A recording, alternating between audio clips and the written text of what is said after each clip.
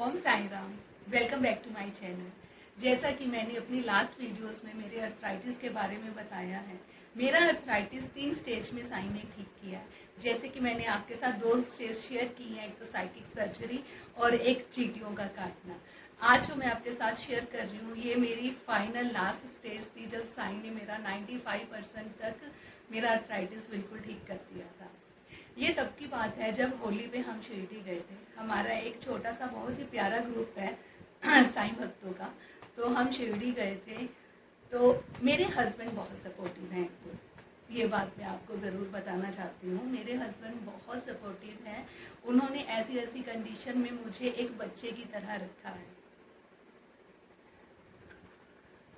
मतलब वो हर तरह से मेरा साथ देते थे, चाहे वो मेरा नहलाना हो, कपड़े चेंज करना हो, कुछ भी हो, वो मतलब मेरे को बहुत सपोर्ट करते थे। उन्होंने कभी ये नहीं जताया कि तू इतनी बीमार है या तू अपने घर चली जा। नहीं, वो मुझे अपने घर भी नहीं जाने देते थे। हम मिलने जाते थे और वापस आ जाते। आई एम सो लकी कि साई ने मेरे लिए उनको बनाया है। अगर वो ना होते मेरी लाइफ में तो शायद पता नहीं आज मैं यहाँ पे आपके सामने ये सब कुछ शेयर कर रही होती या नहीं, मुझे नहीं पता। तो हम होली पे शिरडी गए थे।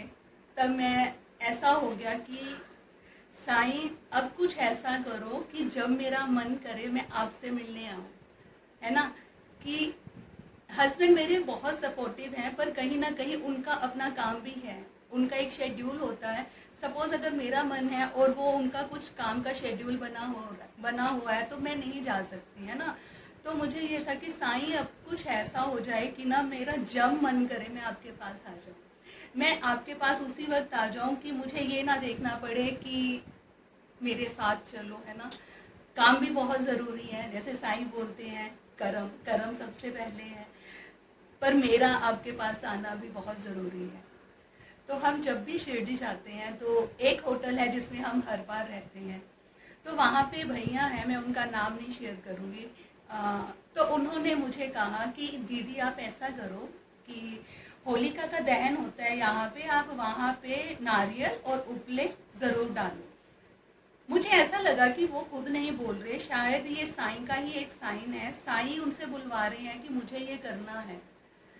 तो हमने सेम वही किया, हमने नारियल और उपले उसमें डाले होलिका के दहन में। और मेरे मन में जो था वो साईं ने सुना कि मुझे अकेले आना है, जैसे कि अभी मैंने आपको सब कुछ शेयर किया। और ये करने के बाद विद इन 1 मंथ में आप सोच नहीं सकते कि 1 महीने के अंदर अंदर फिर मैं वापस शिरडी आई, वो भी अकेली। और उस टाइम में मैं शिरडी 10 दिन लगा के आई, और वो भी विदाउट किसी की हेल्प। मैं इतनी खुश थी, मैं इतनी खुश थी, मेरे को ये था कि बस अब सब कुछ ठीक हो गया। अब मेरा जब मन करेगा मैं शिरडी आऊँगी अपने साईं के पास। और मैं क्या करती थी, मैंने सारी आरती मैंने अटेंड की है, और हर आरती के बाद मुझे चरणामृत मिला है। आई एम सो लकी कि मैंने वहाँ पे सारी आरती अटेंड की। भाग भाग के जाती थी क्योंकि ठीक हो गई थी ना, साईं ने ठीक कर दिया था। तो भाग के मंदिर जाती थी, सुबह जाती थी, शाम को वापस आती थी। तो इतना मन लगता था। और वहाँ पे साईं ने मेरे साथ ऐसा किया, गुरु स्थान के सामने इधर बेंच लगे हुए हैं, जो लोग शिरडी जाते हैं उनको पता होगा।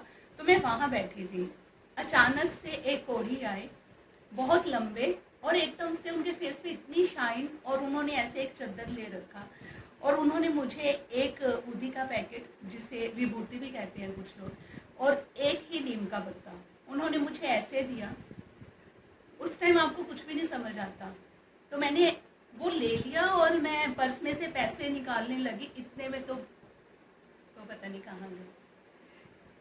उस टाइम लगा नहीं कि ये क्या है, कुछ दिमाग में नहीं आता। मैं वापस होटल आई, मैंने भैया से बताया कि ऐसे करके ना वहाँ पे कोई थे, वो मेरे को नीम का पत्ता और ऊदी दे के गए हैं।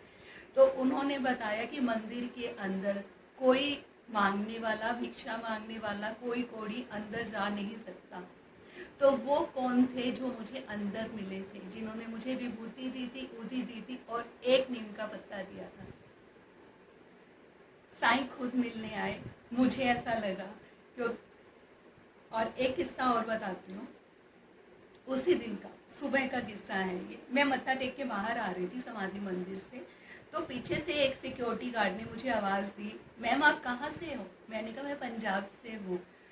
मैं उनसे बात कर रही हूँ, इतने में एक नीम के पत्ते की पूरी टहनी जिसके अंदर 5 या 7 पत्ते थे, 5 पत्ते थे या 7 थे मिट्टू? 5 पत्ते थे। और मैंने कहा नीम के पत्ते? तो उन्होंने कहा कि वो आपके ही हैं। तो मैंने उनको उठाया, इतने में एक अंकल और आए, कहते बेटा मुझे एक पत्ता दे दो।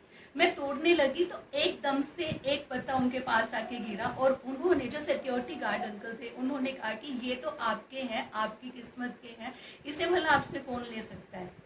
मुझे लगा कि साईं पल पल मेरे साथ हैं और वो इस चीज़ का मुझे एहसास दिला रहे हैं कि मैं तेरे साथ हूँ। ऐसे और बहुत से एक्सपीरियंस हैं, पर हाँ, यहाँ पर मेरा आर्थराइटिस जो है वो 90 to 95% ठीक हो चुका था। इसके बाद फटाफट से आपको बताती हूँ, मेरे हस्बैंड ने जो मेरी ट्रेन बुक की थी वो 3 दिन की बुक की थी। उनको ये था कि आते वक्त कंफर्म नहीं मिल रही है तो तत्काल बुक कर दूंगा, तो उसमें आ जाओ। मैंने कहा ठीक है, कोई बात नहीं। अब आपने सुना ही होगा, शिरडी में लोग आते मर्जी से हैं अपनी, पर जाते साईं की मर्जी से हैं। और कुछ ऐसा ही मेरे साथ हुआ। मेरी 3 दिन की, मतलब 3 दिन के वापसी की सीट थी, पर वो कंफर्म नहीं थी। हमें ये था कि कंफर्म हो जाएगी, चल नहीं होगी तो तत्काल बुक कर देंगे। आज कर रहे हैं, कल कर रहे हैं, परसों कर रहे हैं, ऐसा करते करते मैं पूरे 10 डेज शिरडी में रह के आई हूँ। और वो मतलब डेली मेरे लिए एक साईं की लीला थी। डेली साईं मेरे साथ कोई ना कोई लीला कर रहे थे। वो सब मैं अब आपको आगे बताऊंगी। चलो मिलते हैं जल्दी नेक्स्ट वीडियो में। ओम साई राम।